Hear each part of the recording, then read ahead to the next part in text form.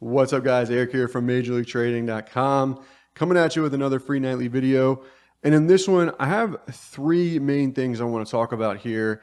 And the first one kind of stems, well, they're all kind of combined, but the first one really stems from the story in which I posted up earlier today, just saying, hey, good morning. I see nothing I want to be involved with today, so I'm just going to walk away from the screens. Now, I got a couple of DMs talking about why that was. So that's going to be the first thing in which we really kind of cover here today. And there's a couple of things that kind of led to that decision for me, and we'll walk through those here. And all we're going to do here is just take a look at the weekly chart. So for me, I want to make sure that we have everything in alignment, from the weekly chart, the daily chart, the hourly chart, all the way on down, even into like the 2-minute chart, right? I want those things in my favor, right? That's the whole point of multi-time frame analysis. So when I looked at charts this morning, and it's like, okay, we don't have this bar, like today's information we don't necessarily have, right? So this is what we're looking at kind of coming into the week. And it's like, okay, when we see this, there's really not a lot of things we can take from it, but there are a few things. And it gets even better when we combine it with the rest of the indices. So when I see the S&Ps, I'm like, okay, cool. Nice uptrend. We've obviously been very bullish here over the last couple of months. That makes sense here. Where do we go from here? Well, when we take a look at the NASDAQ, it's like, okay, NASDAQ definitely strong, but I don't love the topping tail in here. Like the bottoming tail is fine. We did kind of close okay-ish, but the topping tail gives me a little bit of reason for concern. So I'm like, okay, let me take that into consideration here. As I look over to the Russell, it's like, okay, the Russell's similar in some respects, but it has a much bigger body, right, than the S&Ps. It made a much larger move overall percentage-wise than everything else, right? The Russell had itself a phenomenal week, and even when we drill this down into like a daily last week, you can see it just had a massive, what was this, Tuesday, Wednesday, or Monday, Tuesday, Wednesday, Thursday, Friday, then Monday being today, right? A massive move to the upside, and it's like, we should have held this a little bit better, right? Like that's my thought process, that's my thinking. So when I see that, I'm like, okay, the Russell's kind of struggled up and tried to get through, push up this area, found some resistance from over in here. That's fine. And then it's kind of like, we probably should have held this just a little bit better if it really did want to go higher again. Not saying it can't, but that's just in my thinking what it should have done, right? So when I see those three things, and then I look at the Dow and I'm like, same thing, right? Obviously, very good bullish backdrop here. We know that, right? The Russell's the only one, in fact, that hasn't been able to get to new all-time highs yet. And the Dow did that last week. And then again, same kind of picture. It was like, we're not really able to kind of push up through this area like we did, but we really didn't because we couldn't hold it. So it's like, okay, that's the information, right? From a weekly chart perspective that I was greeted with when I looked at the charts here today. And it's like, okay, what did we do in the overall overnight session here? So if we drop this down, let's go to like a 15-minute chart here, and we'll show overnight action here. So it's like, okay, overnight action, let's go to like the S&Ps, and it's like, all right, we open here, this is Sunday night, right? We open decent first 15-minute rally, right? Like this 15-minute chart, pretty decent little rally here. And if we kind of zoom this out, you can see, okay, there's some area down here where we potentially could go. That's that pre-market low from the other day that hasn't really been tested yet. So it's like, okay, maybe we got room if we really want to push down here to like 64.53s. We're kind of right now at 64.65s. That's only like 12 points away. If we really want to push higher, it's like, okay, we could go to 64.80s, give or take, based on overnight action, right? Which was nice rally, gave it all back, and then went sideways, from 2:45 this morning into, basically 9:30, right? So if we look at this chart right here, it's like, there's really not much there. And then when we zoom this out, it's like, we rallied, we pulled back, we went sideways. When we zoom it out one more time, it's like, we rallied, we pulled back, and we went sideways. So there's been a consistent theme, just depending on how much data in which we put on the chart, right? That leads me to kind of look at it and be like, that probably tracks for today. Like, hey, we'll probably go maybe a little bit higher and then probably a little bit lower, and then we'll probably go sideways for the day.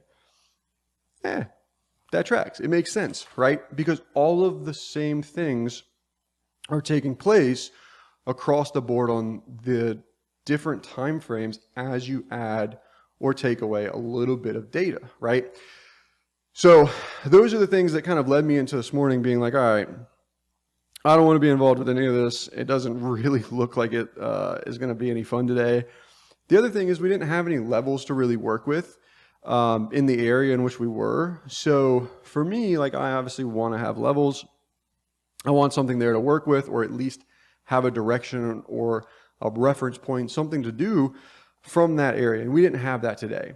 So when we coupled those couple of things, and then we add on the fact that in the pre-market session, like 30 minutes before the bell, we had like 92,000 contracts or something like that traded in the S&Ps. So again, I'm not necessarily like a volume person when it comes to, overall just looking at, let's do this.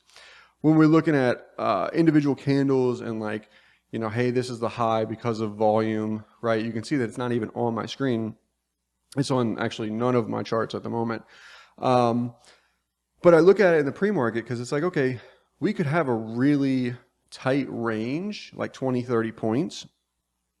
But if we're not actually trading and there's no volume taking place in that, then it's like, okay, it's kind of a light volume day, right? We don't necessarily have to have news coming in the pre-market session to give us that volume spike or whatever. Excuse me. But I would like to see something better than 94,000 contracts or whatever it was this morning for the S&Ps, right? With 30 minutes to go until the bell. So ideally we see like double that, right? And there's times where we'll see even triple and 4 times that. We'll have 300,000-400,000 contracts traded in the pre-market session. If that's the case, those are the days in which I want to be involved, right? Those are the days in which we actually move. So that's how I'm going to use the volume to kind of tell me like, oh, okay, this is average. There's some potential here. Do we have the levels? Do we have the time frames and the setups and all those things, right? And today we had the exact opposite, which was just telling me, hey, go do something else for the day, right? So anyways, that's what I've got on that piece. Hopefully that helps. You guys can piece a couple things together for that. Okay, so the next thing then would be, what do we do from here? Where do we go? So for that, and let's turn this extended session off here, and we'll kind of drop back out to the weekly. For that, my thought process kind of shifts over here, and I take a look at what we're seeing on the economic calendar. So it's like, all right, we had OPEX last week. We had some numbers coming out on, I think it was Tuesday, Wednesday, and Friday of last week. So what do we have for this week in terms of numbers? And realistically, we have FOMC meeting minutes on Wednesday. Those are meeting minutes. So I don't really view that, like that's not as important as FOMC itself when they actually make the rate decision. But now it's like, okay, what else do we have? So Thursday, we've got a little bit at 8:30, 9:45, and then Friday, we've got a little bit here at 10 a.m., and then Jackson Hole, all that kind of stuff taking place, right? So I'm looking at this and I'm going, okay, there's probably not going to be anything that really moves us Monday, Tuesday, Wednesday of this week, unless there's something important that comes out that isn't on the books, that's unscheduled, right? There's no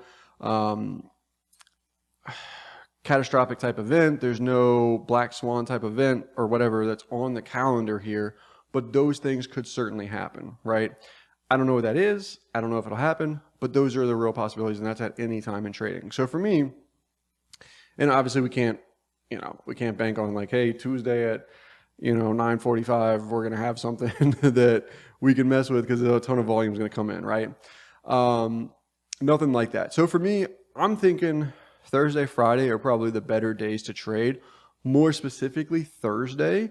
Friday, I think with Jackson Hole and kind of all that stuff taking place and Powell speaking, whatever, I think that actually could be a little bit annoying. Maybe it could look kind of similar today, a little bit of indecision as to, where that starts and goes and stuff like that. So, depending on who's speaking, what's being said, all those things, right?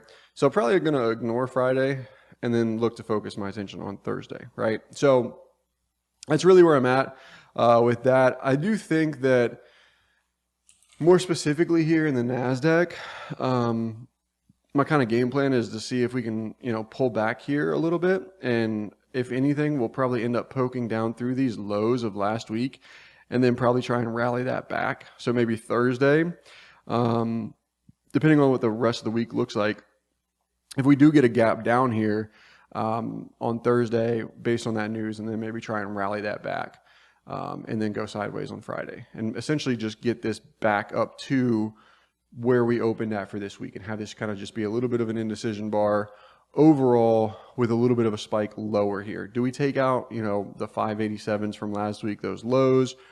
Maybe, maybe not. We don't necessarily have to. We technically could stay really inside the range which we have so far of 105 points if we really wanted to. But I think it'll look very similar to this kind of towards the end of the week with maybe a little bottoming tail, and we'll probably go higher once or twice here and then settle back down for roughly a close in and around where we're currently at.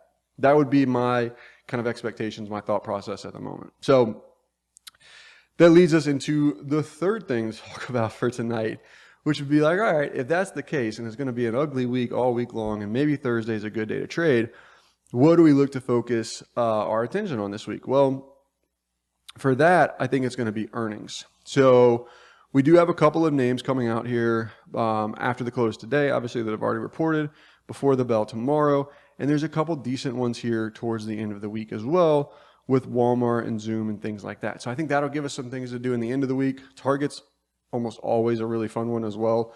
It just trades pretty well on earnings. It actually trades better than Walmart on earnings personally. But the fact that they're back-to-back probably get some sympathy to those. And there's always a fun trade in there.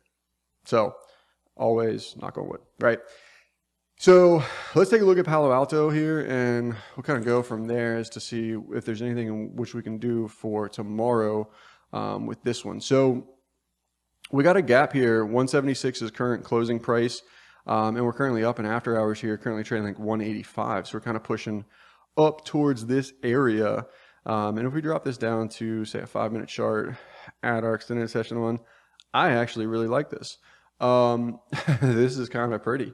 So in Palo Alto here, I'll run up some levels and post those on a shorter Instagram clip because I haven't done so yet. So disregard any levels that are on here. So in here, I'm kind of liking the idea that there's probably a level somewhere in and around here, 185s, 184s. And then we can open above that level, whatever it is yet, and then rally from there and get up through, these 189s and probably start working our way up into and back towards maybe this kind of $200-ish number for the week, right? Maybe fill this gap and then kind of start working back in this bar, depending on what the overall market wants to do. If the market gets bullish, then this will be a name to watch here with some relative strength and see if we can't push that back. So, but yeah, anyways, those are the three things in which I wanted to cover here. I don't think markets are going to be potentially tradable tomorrow. We'll see what's happening in the morning, but I'm probably looking at another just day-to-day, i.e. kind of travel day, do something other than trade day, and kind of go from there. So yeah, those are the three things. Why did I think that markets were going to be the way in which they were today? What do I think's in store for us kind of going into the rest of the week, the calendar and all those things? And then the third thing here being the earnings in which we have to watch for the upcoming week. So yeah, anyways, that's what I got. I hope you guys enjoyed this video. And if you did, give me a like, thumbs up, subscribe, do all those fun things. And I will see you guys in the next video. Take care. Peace.